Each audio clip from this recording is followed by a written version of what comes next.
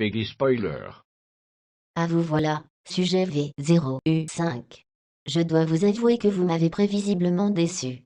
La quasi-totalité de vos remarques sur la vidéo précédente ont porté sur la Dame en rouge. Cette expérience ayant mis en évidence votre forte capacité à la déconcentration, j'en arrive à la conclusion que vous n'êtes plus fiable pour les études à venir. Comme vous aimez bien les femmes en rouge, en voici une nouvelle. Regarde la vidéo. Tu la vois la vidéo? Regarde.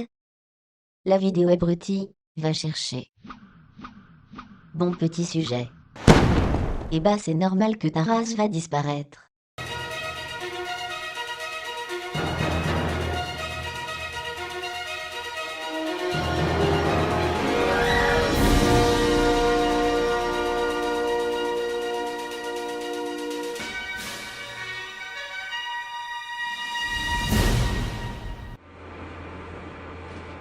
Oh mon nouveau sujet, V0U5, est arrivé.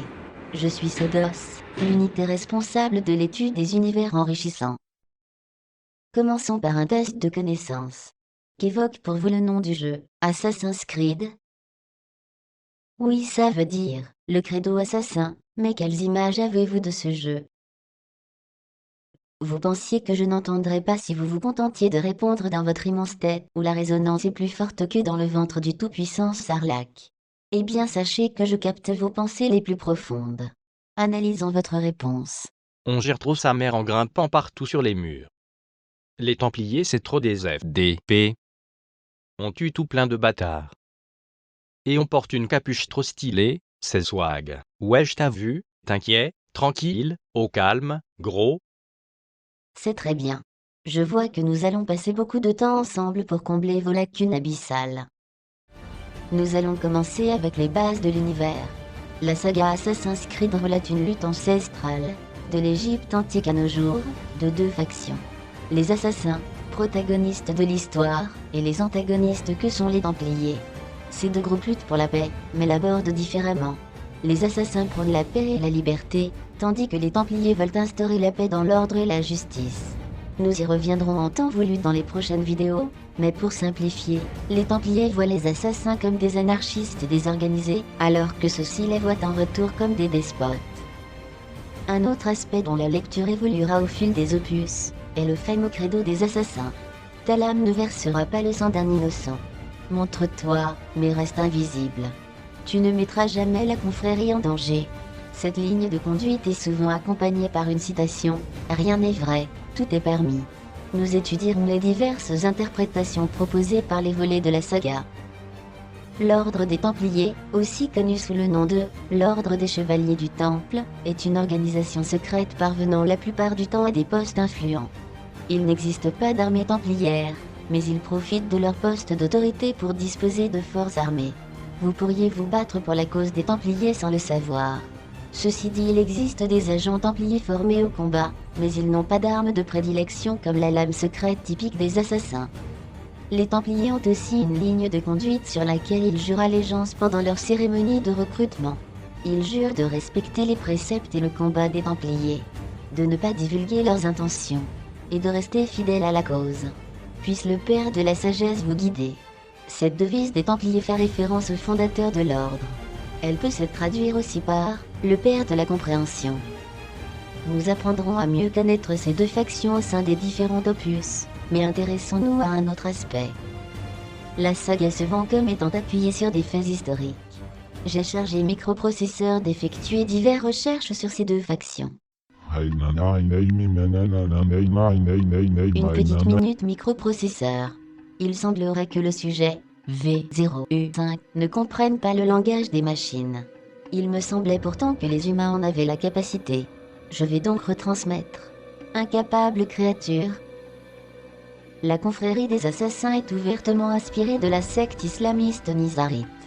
Particulièrement présent en Perse et en Irak, elle luttait contre les chrétiens, les païens, mais également contre les musulmans qui ne trouvaient pas grâce à leurs yeux.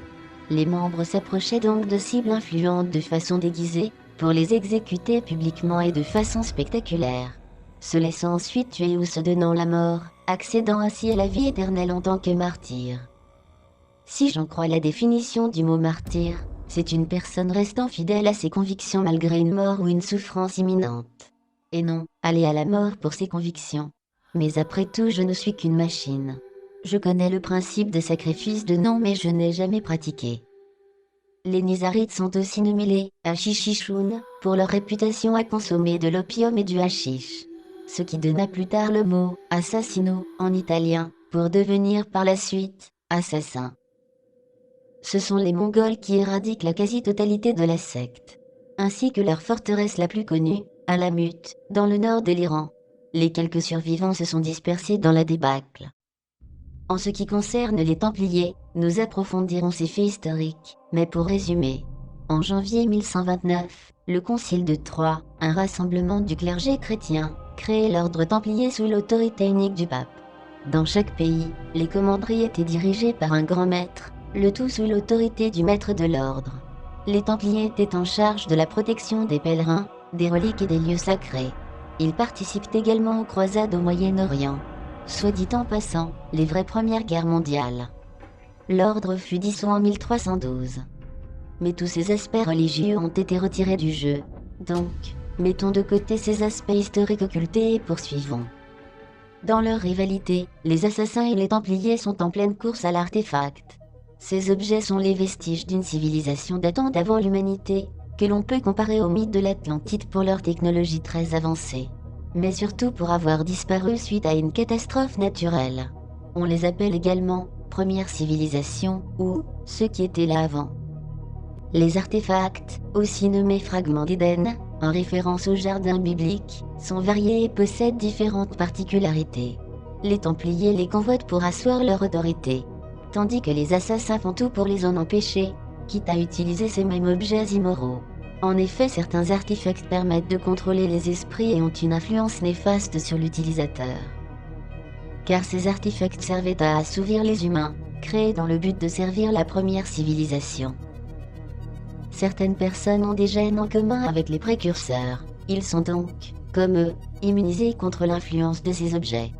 Ce qui leur confère des capacités hors du commun. La principale étant la vision de l'aigle, nommée ainsi par les assassins, bien que ces rares individus ne soient pas spécifiquement de cette faction. Cette capacité héréditaire aiguise les sens et l'instinct du porteur. À la fin du XXe siècle, les Templiers ont développé l'animus via une société écran, Abstergo. Les recherches de cette société pharmaceutique ont dévoilé la mémoire génétique. Chaque être humain possède la mémoire de tous ses ancêtres dans ses gènes. L'animus permet d'explorer la vie des ancêtres paternels et maternels d'un individu. Les Templiers modernes espèrent donc retrouver la trace d'artefacts précurseurs en explorant ces souvenirs ancestraux. Ce qui fait des Assassin's Creed une mise en abîme du jeu vidéo. Le joueur incarne un individu de l'époque contemporaine, plongé dans une machine pour revivre les souvenirs d'un ancêtre. Or les souvenirs sont altérables. Le joueur n'aura donc pas forcément les mêmes gestes que l'ancêtre en question, ce qui lui donne sa liberté de mouvement au lieu de subir la linéarité inchangeable d'une simple vidéo. Ceci justifie donc le game over. Si le joueur en vient à mourir, l'animus considère cela comme une altération du souvenir. C'est une désynchronisation. Le meurtre d'innocents interdit par le credo des assassins est sanctionné de la même façon. L'interface est elle aussi parfaitement justifiée, car le joueur voit une interface intradégétique, celle de la machine. Alors que dans la plupart des jeux, l'interface n'est vue que par le joueur et non par le personnage joué. Les commandes proposées aux joueurs sont également étudiées pour faire penser au corps humain, et donc avoir le sentiment qu'il est allongé dans l'animus. Par exemple, toutes les actions suscitant les facultés de la tête seront centrées dans le bouton du haut, comme dialoguer, observer, etc. La vision de l'aigle permet de mieux détecter les ennemis, les alliés, les cibles, ainsi que d'autres éléments invisibles à l'œil nu. L'animus justifie également les apports de jouabilité au fil des opus, comme la natation ou la météo par exemple, décrits dans le jeu comme des mises à jour. Le mode multijoueur est également conçu dans cet état d'esprit.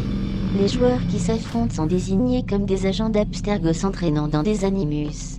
Je suis très amusé de faire réaliser aux joueurs qu'ils travaillent en réalité pour les Templiers. Mes petits pantins adorés. Je vois que votre cerveau sature d'informations. Nous reprendrons prochainement avec une vue d'ensemble des volets de la saga, et de l'univers étendu, ainsi que l'histoire décadente de ces jeux estampillés Ubisoft. Mais avant tout, une dernière petite question pour ceux ayant déjà joué à ces jeux, et qui n'ont peut-être rien appris. Que me répondez-vous si je vous demande, quel est le sujet philosophique de la série? Non, micro libre. Ce n'est pas la liberté. Au vu de vos capacités de réflexion similaires à celles d'un insecte attiré par une lampe à UV, je suppose que vous aviez la même réponse en tête. Ne mentez pas. Je capte vos pensées. Le sujet récurrent de la saga est la vérité. Le signe le plus évident est le credo assassin. Rien n'est vrai, tout est permis. L'appartenance historique de cette citation au personnage, Al-Mualim, est très discutée, puisque c'est surtout Nietzsche qui lui attribue ces paroles. Les Templiers veulent dévoiler des vérités et en cacher d'autres, comme leurs intentions. Les assassins font de même. À toute époque, ils n'hésitaient pas à effacer certains faits pour masquer leur notoriété.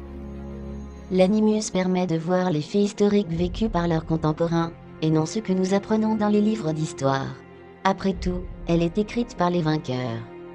En parlant de l'animus, il ne faut pas oublier qu'il fait revivre des souvenirs, qui sont altérables comme des souvenirs classiques.